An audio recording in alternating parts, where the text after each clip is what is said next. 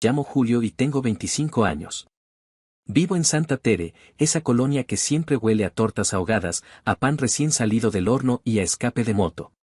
Aquí crecí, aquí aprendí a arreglar carburadores antes que a usar Excel. Mi casa es chiquita, de esas con techo de lámina que truenan con cada gota y paredes que ya conocieron mejores días. Trabajo de mecánico en el taller de mi tío, justo a 3 calles de aquí. No me quejo. Hay peores formas de ganarse la vida. Esa noche, ya casi era medianoche.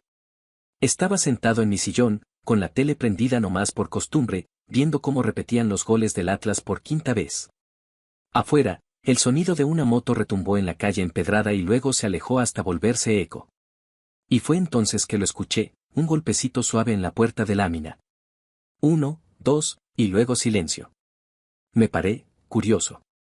No esperaba a nadie, mucho menos a esas horas. Cuando abrí, me topé con ella. Rebeca.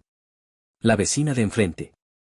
La misma que siempre saludaba con una sonrisa seca, que sacaba su coche todas las mañanas como reloj, que tenía ese aire de mujer que ya ha vivido un montón y que no tiene tiempo para tonterías. Llevaba 2 maletas. Su mirada, tensa. El rímel corrido como si hubiera llorado, o como si simplemente ya no le importara. No puedo seguir ahí, dijo sin rodeos, mirándome a los ojos. No pregunté. Me hice a un lado y le abrí la puerta del todo. Entró sin decir más, arrastrando una de las maletas. La otra la cargaba como si no pesara nada, aunque se le notaba en los hombros el cansancio. Traía puesta una chamarra de mezclilla que olía a perfume caro, pero también a cigarro viejo. Se sentó en el borde del sillón, sin quitarse la chamarra, como si no supiera si iba a quedarse o no. Yo no sabía qué hacer. Me quedé ahí, parado, como si acabara de fallar un penal en la final. ¿Te ofrezco agua? ¿O agua de Jamaica? Balbuceé, sintiéndome torpe. Jamaica está bien, dijo, apenas esbozando una sonrisa. Fui a la cocina, serví el agua en un vaso de plástico y se lo di. No habló más. Se acomodó en el sillón, recargando la cabeza hacia atrás, cerrando los ojos como si el solo hecho de no estar ahí ya fuera descanso suficiente. No le pregunté por qué ni por quién. El silencio pesaba, pero no de esos incómodos. Más bien, como si ambos supiéramos que no hacía falta decir nada todavía. Esa noche, dormí en mi cuarto, pero no pegué un ojo. Cada crujido del sofá, cada leve movimiento suyo, me llegaba a través de las paredes delgadas. Y no era por miedo ni por morbo. Era otra cosa. Como una tensión nueva, diferente. Como si algo estuviera por empezar, aunque no supiéramos qué. La madrugada avanzó lenta. Me quedé viendo el techo, con las manos detrás de la cabeza, escuchando cómo las luces del Oxxo seguían alumbrando la calle vacía y cómo, del otro lado de la sala, ella respiraba profundo, como quien finalmente puede hacerlo sin permiso de nadie. Y así empezó todo. Con 2 maletas y una puerta que decidí no cerrar. El taller huele a grasa, a metal caliente y a cumbia de los asquis que nunca falta en la bocina vieja que tenemos colgada de un clavo. Llego temprano, como siempre. El sol apenas empieza a calentar el asfalto y ya tengo las manos llenas de carbón de motor. Me gusta empezar el día temprano, mientras más temprano, menos pienso. Desde que Rebeca cruzó mi puerta con esas 2 maletas, algo en la casa cambió. No lo digo como queja, al contrario. Es como si hubiera entrado aire nuevo. Aunque al principio, su presencia era más como un silencio que caminaba. A los 3 días, me desperté con el olor a tortillas recién hechas. Pensé que estaba soñando. Pero no. Era ella, en la cocina, con una blusa sencilla y el cabello recogido con una liga roja. Me sirvió huevos con chorizo y me miró como si fuera lo más normal del mundo. No tenías que hacer esto, le dije, todavía sin poder creerlo. No sé estar sin hacer nada, respondió, sin mirarme, mientras limpiaba la mesa con un trapo húmedo. No supe qué contestar, así que me senté y comí. El chorizo estaba perfecto, con ese toque dorado que solo da la paciencia. Por las noches, cuando regreso del taller con los dedos negros y el cuerpo molido, a veces la encuentro en el patio. Se sienta en una sillita de plástico, con una cerveza en la mano y la mirada perdida en el cielo apagado de Santa Tere. Me siento a su lado sin hacer ruido. A veces platicamos. A veces no, y en esos silencios, también pasa algo. Hablamos de cosas rotas. De motores que ya no jalan, de relaciones que se oxidan, de rutinas que se vuelven cárcel. Rebeca me contó que antes era maestra. De primaria, creo. Me dijo que se cansó de enseñar a niños que no querían aprender. Que un día dejó de sentirse útil y entonces supo que tenía que parar. No me gustaba lo que veía en ellos, dijo una noche, con voz baja. Pero me dio más miedo lo que vi en mí. Yo le conté que mi sueño es abrir un taller propio en Tonalá. Uno chiquito, pero bien equipado, sin tener que estar bajo las órdenes de mi tío ni aguantar sus sermones de antes si sabían trabajar. Rebeca no se burló. Me miró como si me creyera. Un viernes, se me ocurrió enseñarle a cambiar bujías. No sé por qué. Tal vez porque me gusta cómo se ríe cuando se siente fuera de lugar. Bajamos al taller y le presté una camisa vieja mía para que no se ensuciara tanto. Pero igual acabó con las manos llenas de grasa y la frente manchada como si hubiera salido de una batalla. ¿Así se sienten ustedes cuando logran arreglar algo? Me preguntó, limpiándose con un trapo sucio. Más o menos. A veces solo estamos tapando cosas para que duren un poco más. Se rió. Una risa libre, de esas que no he escuchado muchas veces. Tal vez ni ella se acordaba de cómo sonaba. Desde ese día, empezó a aparecer más seguido por el taller. No como ayudante, ni como clienta. No más como quien quiere estar donde se siente útil. A veces me lleva un refresco, a veces me platica de sus alumnitos y de cómo extraña las preguntas que no tenían sentido. A veces solo se sienta en una esquina a leer un libro de segunda mano que encontró en el tianguis. Y yo la dejo estar. Porque su presencia no estorba. Porque a veces uno solo necesita saber que hay alguien cerca, aunque no diga nada. Nunca le he preguntado por su esposo. Ni por qué decidió salirse de su casa una noche cualquiera. Pero a veces, cuando el día baja la guardia y el ruido de la calle se apaga, sus ojos se llenan de algo que no es tristeza, pero que tampoco es calma. Y yo me quedo ahí, sin decir nada, sintiendo que algo se está deshaciendo, pero también armando, entre nosotros. Como cuando uno repara un motor viejo, sin apurarse, con respeto, sabiendo que cada pieza puede fallar, pero también volver a encajar. Una semana después de que Rebeca llegó con sus 2 maletas, ya no era la vecina que se quedó a dormir, sino simplemente Rebeca. Como si siempre hubiera estado ahí. No lo planeamos. Nadie dijo nada. Las cosas solo empezaron a pasar solitas, como pasa lo que tiene que pasar. Empezó a lavar su ropa en el lavadero del patio. Primero la suya, luego también la mía, sin pedirme permiso. Barría en las mañanas. Compró canela y limones en el mercadito de esquina y empezó a hervirlos en una ollita que dejó en la estufa todo el día. La casa, que siempre había olido a aceite quemado y metal viejo, ahora olía a limpio, a cálido, a algo que no sabía que extrañaba hasta que volvió.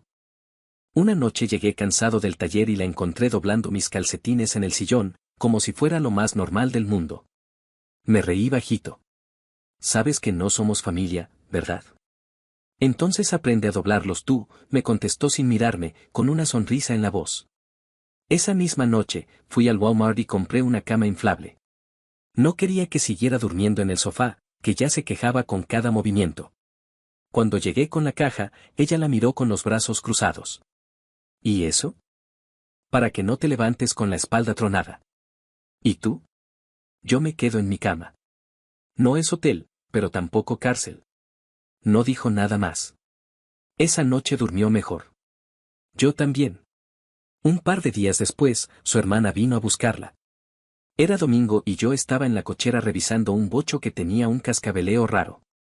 Rebeca salió a recibirla. Hablaron afuera, en voz baja.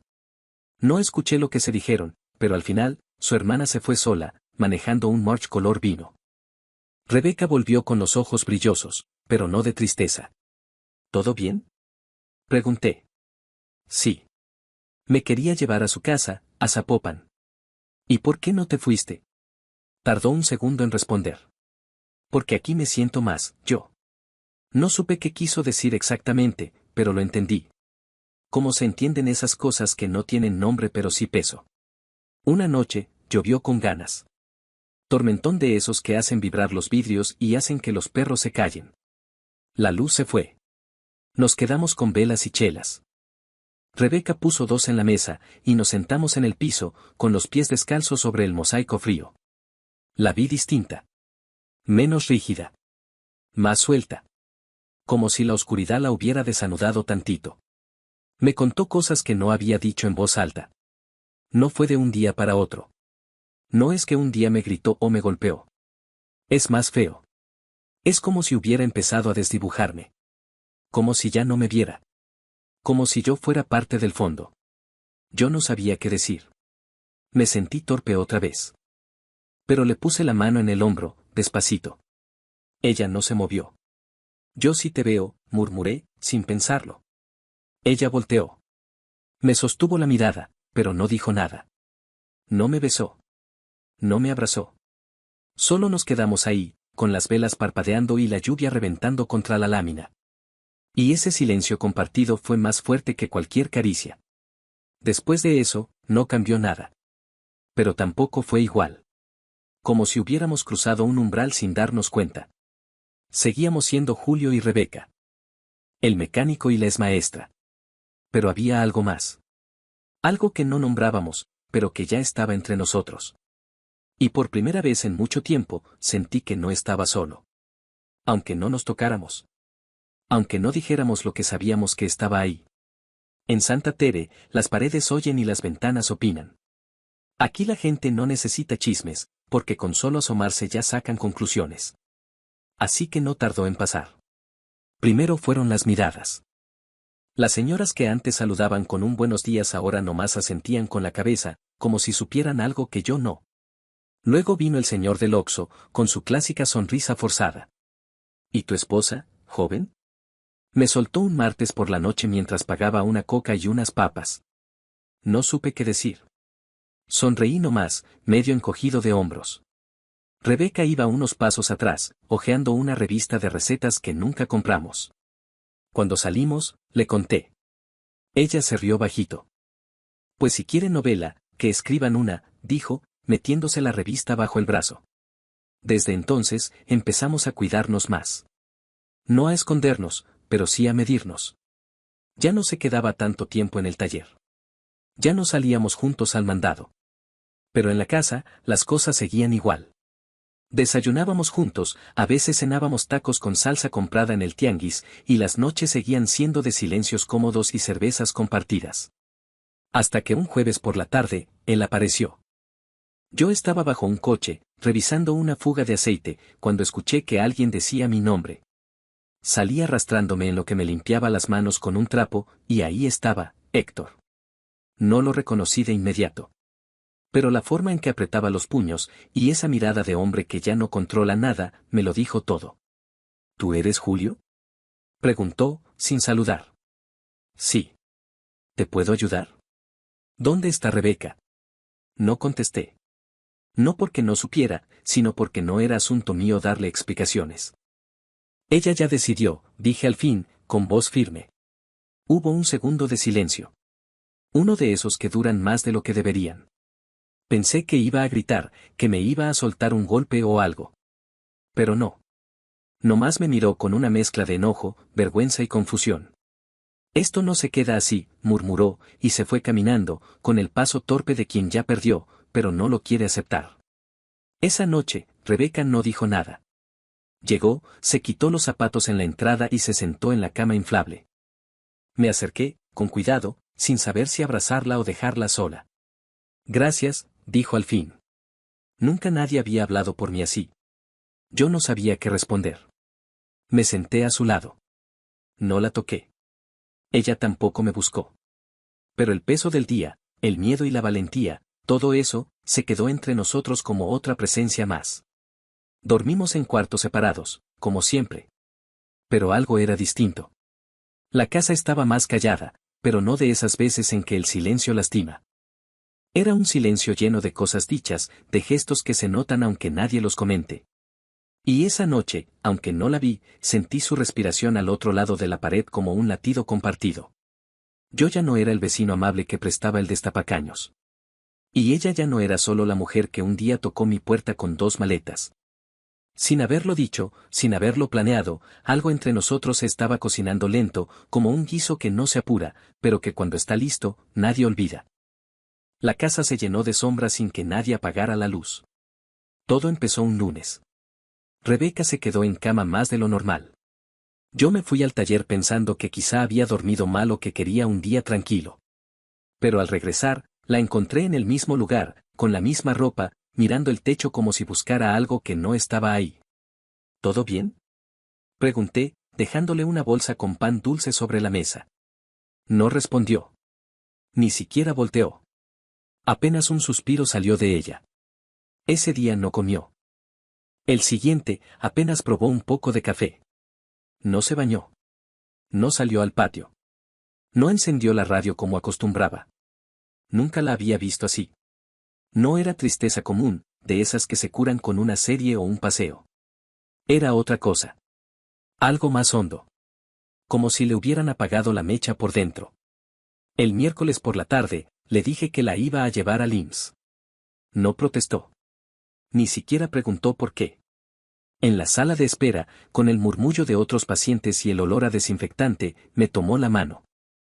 Frío. Su mano estaba fría, como si no llevara sangre desde hace horas. Después del chequeo, salimos a caminar por el Parque Alcalde. Ella iba callada, mirando las bancas, las hojas secas, los niños jugando. Como si todo eso estuviera en otro idioma. No sé quién soy sin alguien que me diga quién ser, susurró de pronto, sin mirarme. Nos sentamos cerca del lago artificial. El agua estaba quieta. Igual que ella. No necesitas reconstruirte, Rebe, le dije, sin saber si estaba diciendo algo útil. Nomás tienes que permitirte. ¿Permitir qué? Lo que venga. Estar bien. Estar mal. No tener respuesta. Esa noche fue rara. La sentí más presente, pero no como antes. Como si estuviera buscando agarrarse de algo para no irse por dentro. Yo me quedé en la cocina más tiempo de lo normal, lavando trastes que ya estaban limpios, solo por no sentir el peso de su silencio en la sala. A las 3 de la madrugada, escuché la puerta de mi cuarto abrirse despacito. Pensé que estaba soñando. Pero no. Era ella. Se sentó en la orilla de mi cama. Tenía los ojos abiertos, pero no lloraba. Tampoco hablaba. Solo me miraba, con esa mezcla de miedo y ganas que solo tienen quienes han estado rotos antes. Tengo miedo de empezar, dijo al fin, con voz tan bajita que casi no la oí. Le tomé la mano. No fue un gesto planeado. Fue instinto. Sentí su pulso, suave, como si dudara si seguir latiendo. No empieces sola, le respondí. Nos miramos largo. Y entonces se acercó. No hubo prisa. No hubo palabras dulces ni promesas. Nos besamos con una lentitud rara, como si ambos estuviéramos reconociendo un idioma olvidado. No hubo fuego. No hubo música. Fue algo más real. Más humano. No dormimos. Pero tampoco fue una noche de desvelo. Fue una noche de presencia. La ciudad afuera seguía apagada. Los perros no ladraban. Las luces de la calle apenas alcanzaban a tocar las cortinas. Y ahí estábamos nosotros. En medio del gris, en medio del ruido interno, en medio de una historia que no sabíamos cómo nombrar, pero que ya era nuestra. Los días que siguieron fueron extrañamente tranquilos.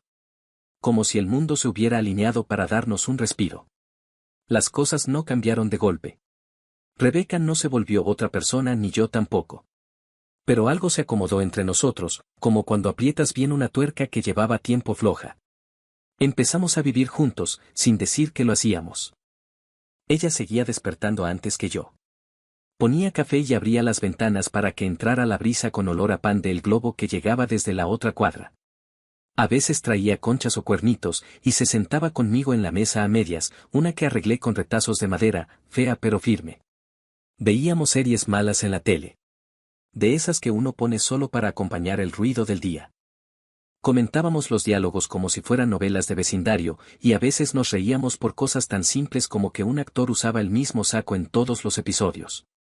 La risa con ella era distinta, bajita, cómplice, como si compartiéramos un secreto.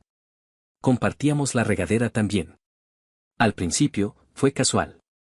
Luego, no tanto. No se trataba de juego, ni de novedad. Era rutina con afecto. Intimidad sin pretensión. El vapor empañando el espejo, su cabello mojado cayendo sobre mi espalda. momentos cortos, pero que se quedaban flotando en la casa durante todo el día. En el taller, Rebeca empezó a bajar más seguido. Yo no le pedí ayuda, pero ella encontraba qué hacer. Organizó las herramientas, limpió el estante donde guardamos bujías viejas, aprendió a distinguir un motor carburado de uno de inyección. Un día, un cliente llegó con un auto que traía un ruido raro en la parte trasera, y antes de que yo pudiera decir algo, ella ya estaba asomada por la ventana del coche, atinando justo donde estaba el problema. ¿Ella es tu esposa?, le preguntó la señora que traía el carro, una señora morena, de blusa floreada y ojos curiosos. Me tomó un segundo responder. No. Es la que mantiene esto funcionando. Rebeca soltó una risa breve, casi un suspiro, pero luego, al volver a casa, mientras calentábamos unas quesadillas, me preguntó. ¿Te da pena decir que estamos juntos? Le vi los ojos fijos en el sartén, pero sabía que su atención estaba puesta en mi respuesta. No es pena, le dije. Es que ni siquiera sé cómo decir lo que somos. Ella asintió, como si eso le bastara. Y, la verdad, a mí también me bastaba. Poco a poco, empezamos a firmar cosas con ambos nombres. La cuenta de la luz, la del gas, la renta del taller. No con intenciones románticas ni grandes declaraciones. No más porque era lo que tocaba. Era lo práctico. Era lo justo. La gente seguía hablando, claro. Pero cada vez nos importaba menos. Teníamos lo nuestro, sin nombre, sin etiquetas, pero lleno de rutinas que sabían a compañía de la buena. A veces la veía dormirse antes que yo, con el ceño relajado, como si el peso de los años anteriores se le hubiera ido soltando de a poco. Yo me quedaba despierto un rato más, no más para verla respirar tranquila. No éramos una historia de película. No había música de fondo ni finales épicos. Pero había pan por las mañanas, herramientas ordenadas, silencios que no incomodaban y un perfume a canela que, sin querer, ya sentía como mío. Y eso, aunque nadie lo aplaudiera, ya era suficiente. Las cosas buenas también dan miedo. Eso lo aprendí con Rebeca. Parecía que todo iba en calma, como si por fin hubiéramos encontrado un ritmo cómodo, sin necesidad de explicarnos. Pero la vida no se queda quieta mucho tiempo. Una tarde, mientras yo lavaba las manos en el taller, ella llegó con una hoja doblada en 3. Era una oferta de trabajo. Una escuela privada en Tlaquepaque, horario completo, buen sueldo. Me la mandó una excompañera. Tienen vacante para primaria. Me piden que empiece la próxima semana si acepto. No supe qué decir de inmediato. Me quedé con las manos mojadas, el jabón resbalando por los dedos. Ella no me miraba. Miraba la hoja como si tuviera que descifrar algo ahí que no estaba escrito. ¿Y tú quieres?, le pregunté por fin. No lo sé. No quiero dejar esto. Pero tampoco quiero dejarme otra vez. Ahí entendí lo que le pasaba. No era el trabajo en sí. Era lo que significaba, volver a tener una rutina, volver a medirse a sí misma sin depender de nadie, ni siquiera de mí. Y lo entendí. De verdad que sí. Pero eso no quitó que algo se me encogiera adentro. Es tu camino, le dije.